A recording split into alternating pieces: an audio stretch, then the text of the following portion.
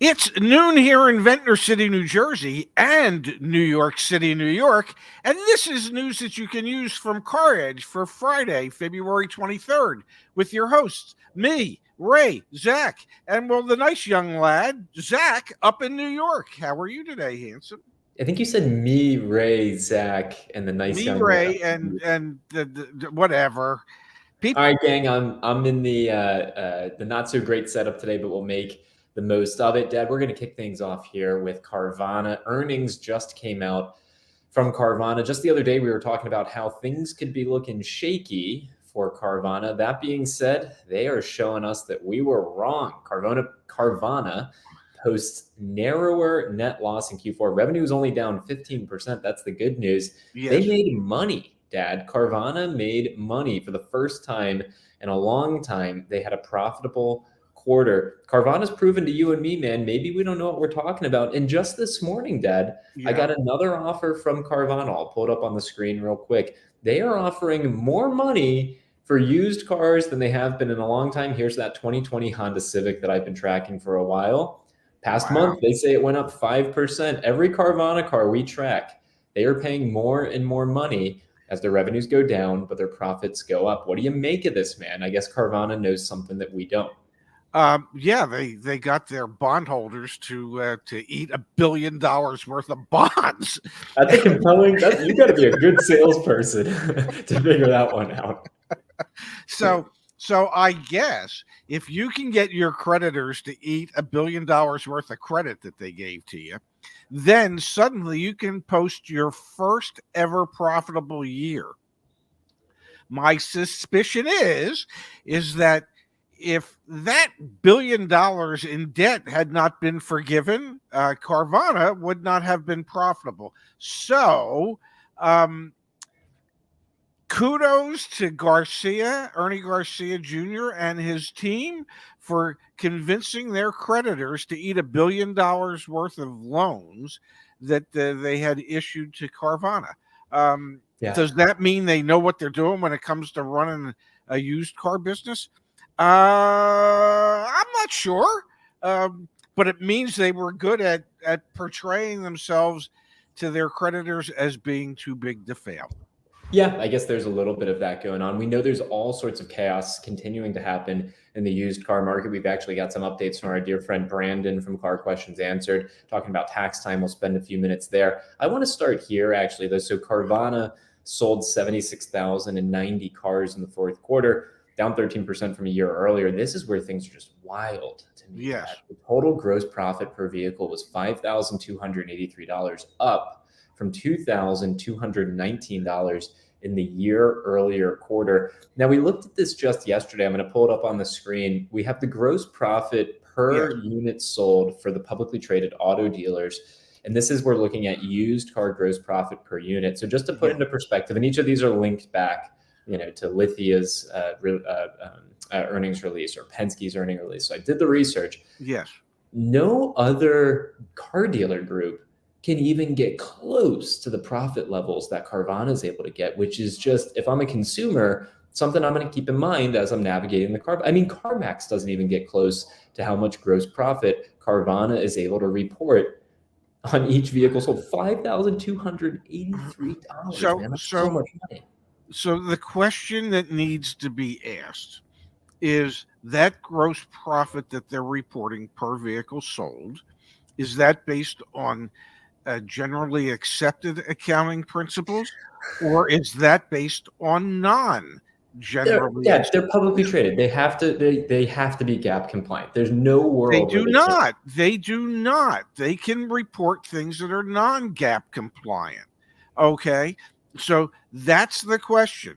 Was this based on generally accepted accounting principles or non-generally accepted accounting principles? That's a good question to ask. It's kind of like when WeWork was going public the first time, and I think they came up with like community adjusted earnings or something like that. It's like, oh, that's a good looking mug you got there. So we've talked about Carvana on this channel before, and we've had executives from Carvana reach out to us to help us better understand their business model. So some things can be inflated in their numbers when it comes to when they actually sell their loans, which is a major part of how they make money. They finance these vehicles through a captive finance arm, and then they sell those as asset-backed securities. So maybe some of that happened here, and that's influencing the numbers. But again, just at the highest level, you know, they like 2.5x their gross profit per vehicle when no other car dealer is even in the same stratosphere. So what does that suggest? It suggests either these guys are incredibly good at what they do, or if you look at history, they've had 2 quarters in their entire history where they have made money. Okay? 2. And they've been around 10 years, 12 years, 15 years, whatever it is. So, in my opinion, and this is strictly my opinion, they are not so far above everybody else because of their sales ability. I believe they are so far above everybody else in what they report because it is probably non-generally accepted accounting practices that they are using for their gross profit per vehicle sold. Because guess what? If they were so damn good, they every one of those publics would have poached every high-ranking executive at Carvana to get them to work for the publics. Okay? Something's fishy.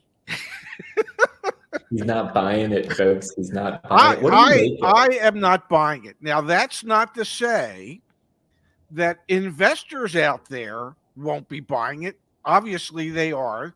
Carvana's stock is up dramatically. So at a certain point, either in my opinion, I will be proven right that there are some things going on that aren't necessarily compliant, and this entire what I suspect is a house of cards will come tumbling down at some point, or I will be proven conclusively wrong, and these guys are just absolute used car geniuses. If I were to bet, and my bet might not pay off for 2, 3, 4, 5 years, but it's going to be like Enron. Okay, it's in your opinion, in my opinion, you know,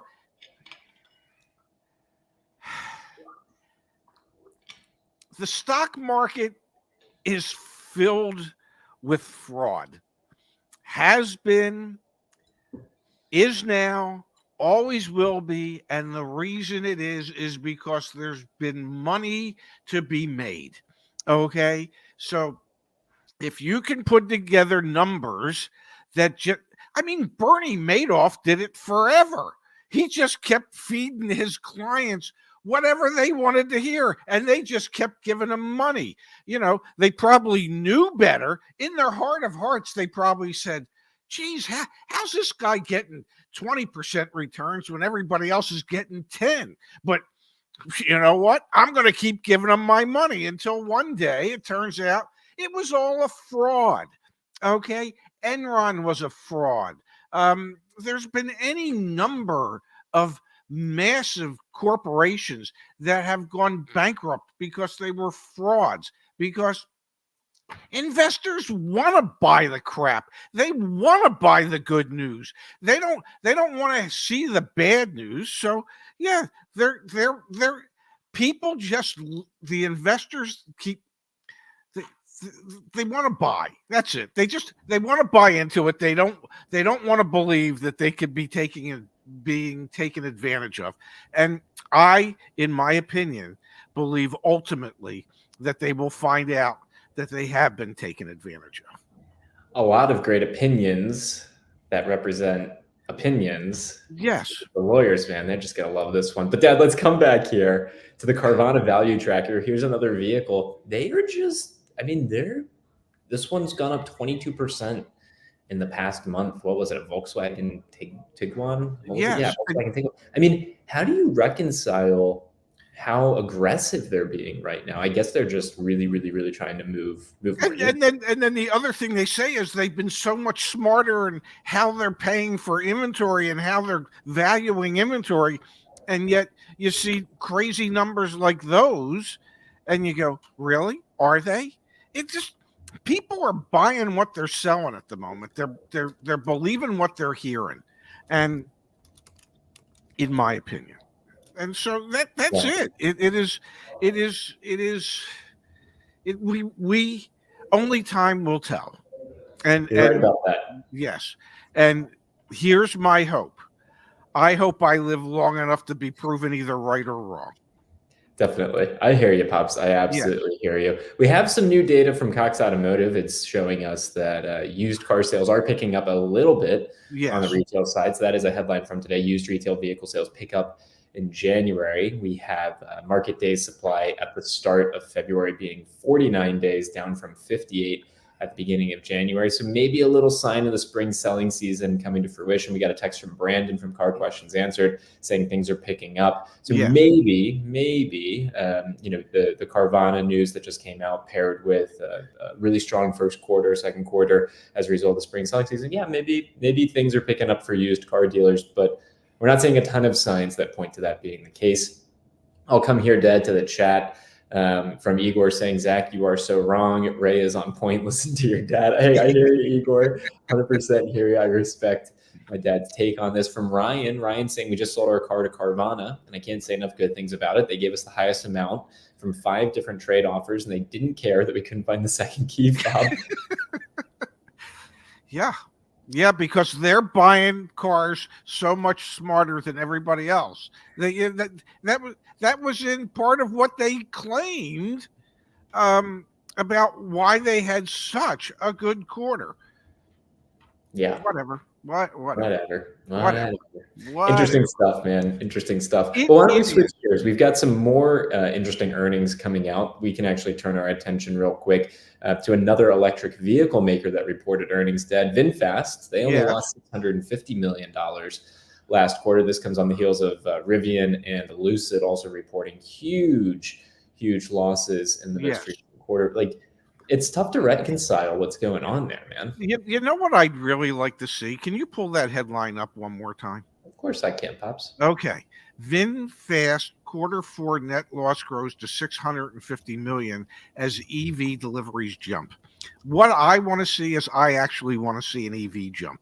Okay. Because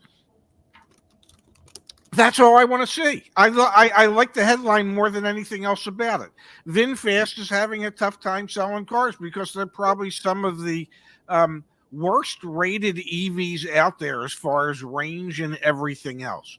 So, of course they lost a lot of money. As people remind me, startups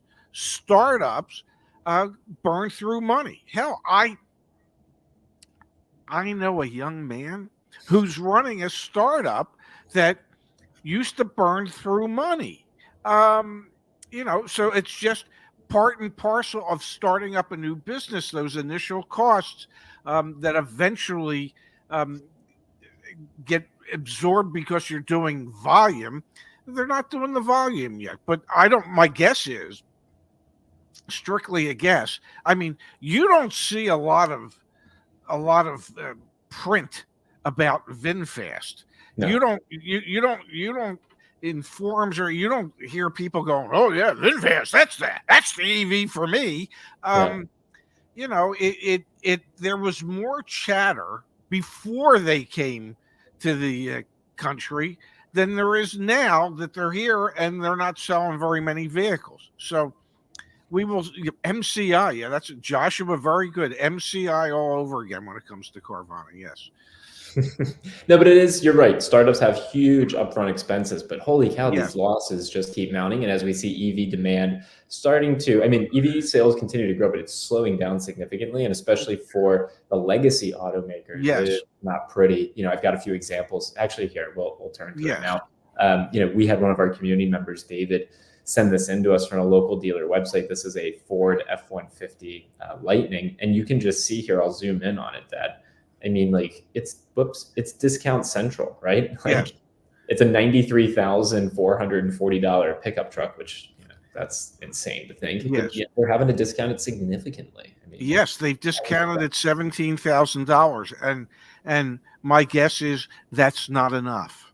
Okay, that's just a guess, but I don't think people are looking to spend $75,000 for an electric pickup truck that, isn't a Rivian or something else. Just my opinion. We shall see. I mean, Ford forced themselves to get into the electric vehicle market because they felt like they didn't want to be late to the party. And I will share one anecdote with you about the flaw in that thinking. 3 letters, MDX. The Acura MDX.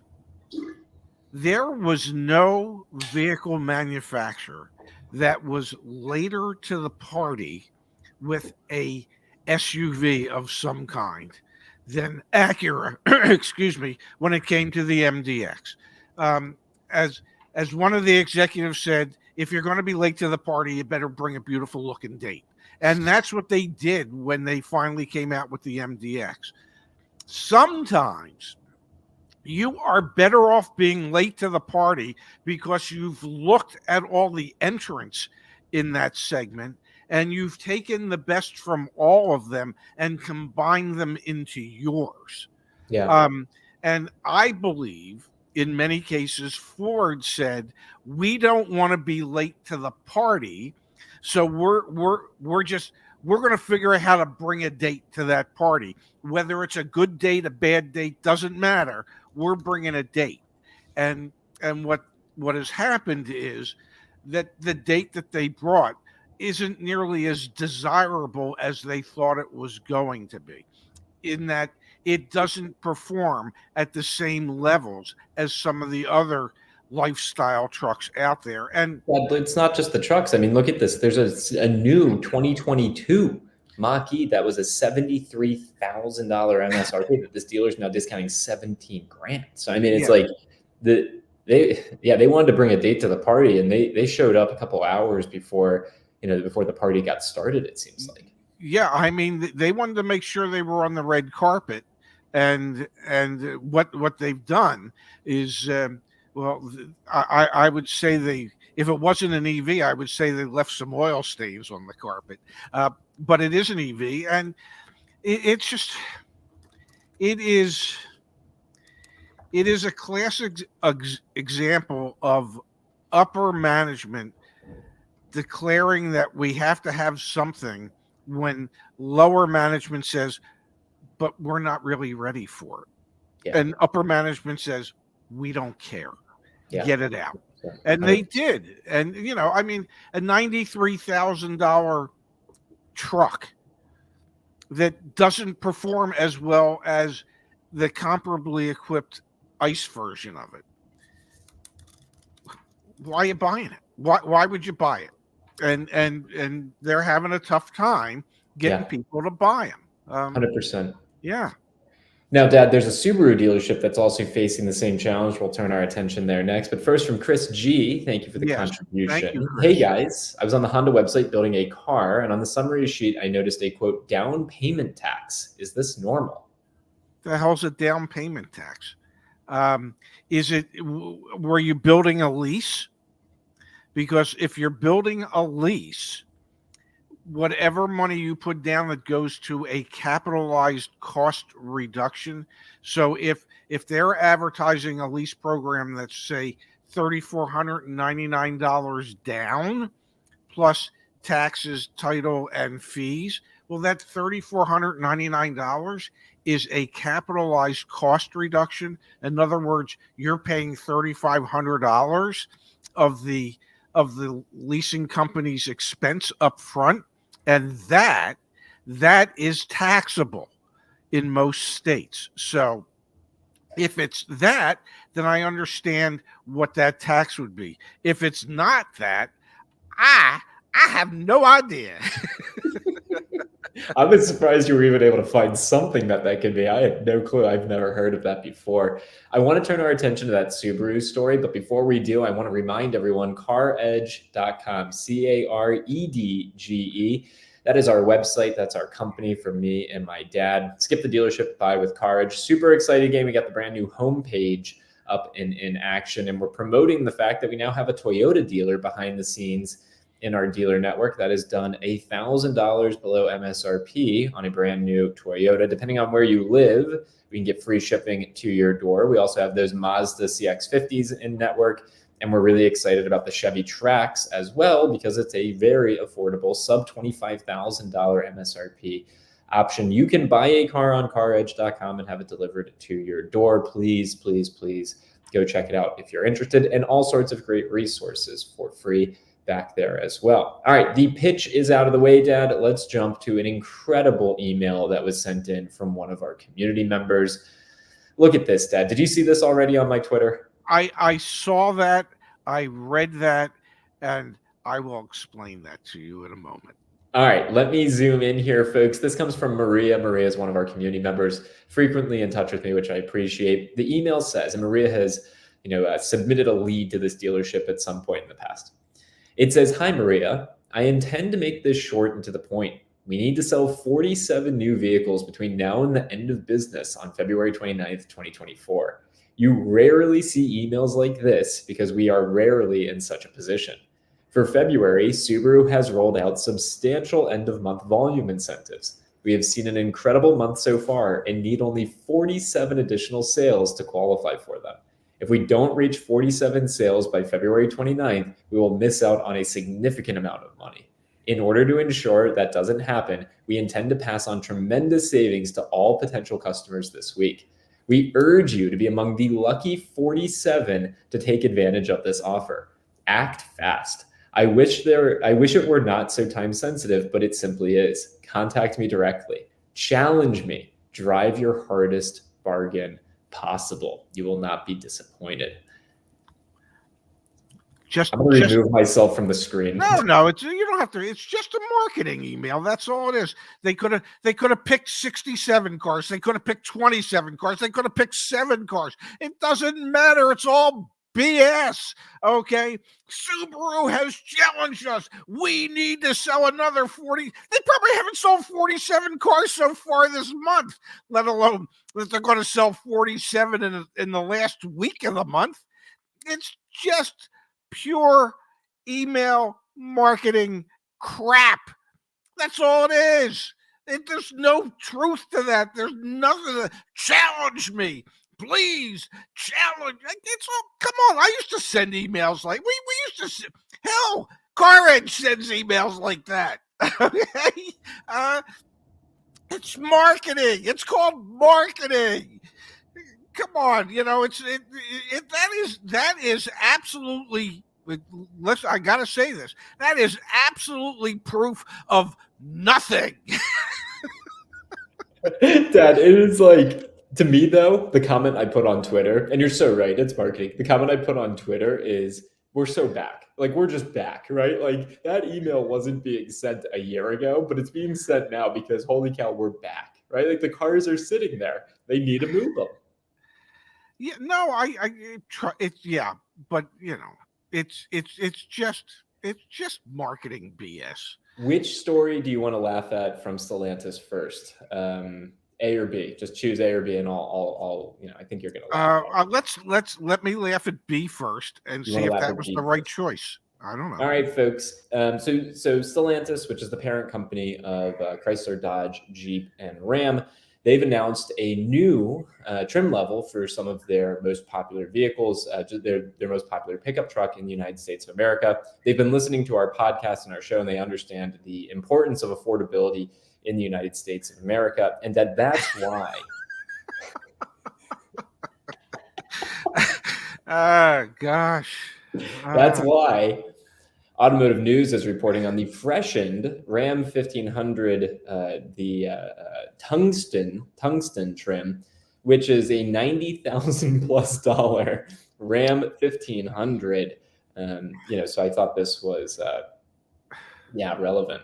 Didn't Gillette at one time have tungsten razor blades? I mean, the tungsten trim. I mean, we just spent a couple minutes talking about a Ford Lightning that was $90-some thousand that they're hoping to sell for $75,000. But trust me, they'll take less. And Dodge thinks, well, yeah, what the hell? Let's come out with a new trim level, tungsten, because who doesn't want a tungsten trim level for over 90 grand? Can we just have a $40,000 full size pickup? I mean, really, that's what we need. And I understand that $90,000 plus tungsten trim level Ram 1500. Well, they need to sell those so that they can afford to invest whatever money they're going to invest in their EVs moving forward. But my God, isn't it time as Americans we just say, no, we're not in. We're not buying it. We're mad as hell. We're not paying that kind of money for a pickup truck when a $40,000 pickup truck will do just fine. Ready for story? I want to be like Nancy Reagan during when they were trying to stop drug use in America. Just say no, okay? Instead of saying no to drugs, just say no to Dodge, okay? And $90,000 plus pickup trucks. And if you don't say no to Dodge, it's because you didn't say no to drugs. You're funny, man. You're funny. Well, fortunately for me, story A also will probably get you fired up. You already know what's coming. So Stellantis, again, the parent company of Chrysler, Dodge, Jeep, and Ram, the company who has taken Jeep sales and reversed them 34% over the past 5 years. Their CEO, Stellantis CEO Carlos Tavares, well, his compensation has increased 56% year over year to a smooth $40 million. Tavares' 2023 pay included a transformation incentive to meet milestones tied to challenges the industry is facing. I need one of those, man. You do. And I must say, we bash Stellantis a lot. They're an easy target. Yeah, like every damn day. Yep. And yet, Stellantis, which owns Chrysler, Dodge, Jeep, and Ram, and obviously they own other brands, is as far as profit is concerned, the most profitable manufacturer out there when it comes to gross profits based on what they're selling. So, as much as I bash them, I have to admire Carlos Tavares because he has figured out a way to take certain brands in the United States where he can sell and produce fewer of them than they ever did and make more money on the few that they sell. And so cut back on some of the expenses that way. And if you're an investor, I'm pretty sure that's what you want from your CEO. You're right. So God bless him. Now, is that worth, I think it really worked out to like $39.5 million American. Good point. Is that really worth paying somebody almost $40 million a year? I guess so, because they're paying them. You're right, though. I mean, if they're playing the short game, which is maximize profits at every turn, he's figuring out how to do it. The long game, though, I think they've tarnished their reputation with, hundreds of thousands, if not millions of consumers, because their prices are. We're mocking the Ram 1500 being a $90,000 price point for their tungsten trim level that they're bringing to market. But the average transaction price on a new Ram 1500 across the entire lineup last quarter was $70,000, $69,600, somewhere around there from Cox Automotive. Like, you're just turning buyers off left and right because the prices are just unattainable. But apparently they're attainable enough for some of the folks out there, enough of the folks that they can continue to do what they're doing, and it's I don't it's know, still man. profitable to them. I don't And know how it can be. We have a new CDJR dealer hitting us up every day, Dad, asking to get into the CarEdge dealer network. Every day, a new CDJR dealer. They're struggling. well, I get it. I no, I get it, but you know what? They as a CDJR dealer in the United States might be struggling. Stellantis Good point. as a brand as a company that oversees multiple brands, and many big brands in Europe, they're not struggling. Right. They're doing really well, and their CEO is being compensated for them doing really, really well. Yeah. Uh, we're just our agenda seems to be more of a populist's agenda in that we want to find ways to make it easier and cheaper for more people to be able to afford to buy some of these vehicles. And so when we take shots at Ford or shots at Stellantis or whoever, it's because we want their upper management to consider a longer term view, as opposed to that shorter term view of just making your investors happy. We want you to take a longer term view and perhaps grow your customer base to make more people and customers happy. Yeah, 100%. 100%. Dad, let's jump here to the chat. We've got a couple of kind contributions that have come in from Call Me Jay. Thank you, Yes. sir. Hey, guys, suggestion. You need to provide a CarEdge license plate holder for the cars you sell. I've got my Mazda, and now I need to show the world. I love that. We will work on that. We will make that happen. Call me Jay. Thank you for the suggestion. And yes, you can buy a car on CarEdge.com. Super proud of the work we've been doing, and definitely excited about the progress there from Tom. Thank you, Tom. Thank you, Tom. How accurate is your days on market indicator? Thinking of offering a local dealer $15,000 below MSRP for a 2023 Dodge Charger that shows 430 days on market. They can take it or pay another month of floor plan cost.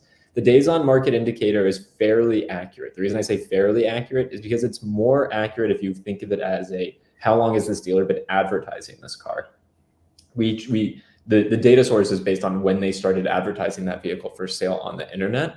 And so they could have been advertising it for sale on the internet before they actually had it on their lot. That's pretty common. But at 430 days, they've definitely been sitting onto that thing for a while. It would appear. Yes. Yeah. And on a Dodge, offering $15,000 below MSRP does not sound crazy. Can't believe I'm saying that, but it doesn't sound crazy. Yeah, but it might be on a Charger. Potentially, but still on the Stellantis products in general, OEM might even be offering $15,000. Yeah. Off. And I might say there's only one way to find out, and that is to ask. Because if you don't ask, you'll never know. You can ask and see what they say. They might come back and go, "Oh, we can't do 15, but what if we did 10?" Okay, well, what if you do 15 then? But exactly. you have to ask. You never get what you don't ask for. 100%. Like I was saying before, folks, CarEdge.com, that is our website. Sure, we are now, we have a dealer network behind the scenes. We're getting the cars delivered to your doorstep. Some really awesome experiences thus far with that. But I want to remind everyone, resources. That's where everything free that we provide. So for example, the CarEdge strategy card. I love this strategy card. You know why I love the strategy card, Dad? Because you can literally print it out on an index card and take it with you to the dealership. And it tells you when you're in the finance office, the questions you need to ask, the fees you should never pay, the red flags you should avoid. So we've got all sorts of great free resources right here. And then of course, if you want to skip all of that, that's really the business that we're focused on right now. If you need to sell your vehicle, click on sell trade, extended warranty protection. We have a discount running through the end of the month there. If you work on CarEdge, if you work with us at CarEdge, you're supporting me and my dad, which we really, really appreciate as we have been able to build this business for the past 3-4 years. And if I may, when we say free, no money exchanged there. The only thing we ask for is an email address, and that you set up an account with us so that you can get our marketing emails, damn it. And if you find that that's too much to ask for, well, we're sorry, we're just not for you. Just watch the YouTube videos because there's nothing. And then Pops, I'll come here to like Timothy says, hey guys, why are Toyota dealerships charging over $1,400 for low jack installation? Talk to a different dealer. This is why the promise of buying a car on CarEdge, there are no dealer add-ons. That gets you kicked out of our network behind the scenes. Like there are no dealer add-ons. So like $1,400 for low jack is BS, absolute BS. Dealers play a lot of those games, entirely unacceptable. In the CarEdge experience, you're kicked out if you're doing crap like that. So try and talk to a different dealership. Find one that's not playing games like that. Exactly. 1,400, man. All right, Pops, we'll wrap here with David's kind contribution, and I don't know what it means. Inconceivable? I think he's trying to get to this. Inconceivable. You know, everybody says that I sound like Wallace Shawn, the actor. And everybody remembers him from The Princess Bride, where he always says, inconceivable. It's just inconceivable. So we have to pepper the show with a few inconceivables every day. And I apologize for that. May I ask a question? Well, I already know the answer. Yes, ladies and gentlemen, for those of you asking, there is a show tomorrow night. Okay. Zach will be back from New York, so it'll be live from Ventnor City, New Jersey, and our nation's capital tomorrow night at 7 p.m. Eastern, 4 p.m. Pacific, and then you can figure out the rest of the damn time zones. I'm not doing it for everybody anymore. We will be back, and Laura's on a girls' weekend trip, so it might be a long show depending on my dad's energy. I got nothing to do, man. So yeah, I'm looking forward to it. It should be a really good time. Sorry for the audio today, folks. When I travel like this to New York, I got to get a better setup, so I'll work on that. But Dad, I love you. Have a great day. I'm going to go eat some lunch, get back to work. Thanks for taking a half hour and spending it with me. This has been fun. It was closer to 40 minutes, and I love you too. And, you know, perhaps you should just get a microphone and leave it up there.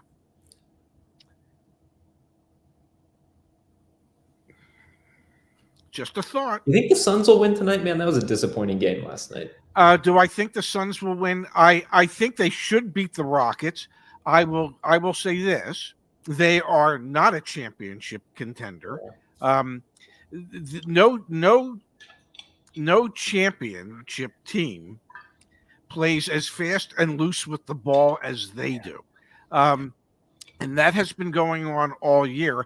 And you would think that, you know, that's an aspect of coaching that you've been saying that all year. Yeah. Well, you can't. They had 16 turnovers last night. So many boneheaded plays, so many lazy, careless passes. You ain't winning a championship doing that. I don't care if you had 4 superstars on your team. If you keep throwing the ball away and keep giving the other team more opportunities for more baskets, you aren't going to win.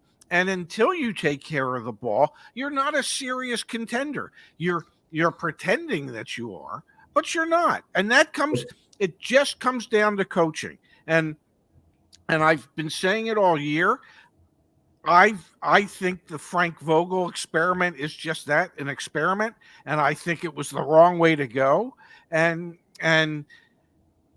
it's going to come back and bite them in the butt. We'll talk offline. I was just curious. Enjoy the game tonight. Everyone enjoy your weekend. I love you, Pops. I will love you too. I'll talk to you later. Bye. Bye-bye.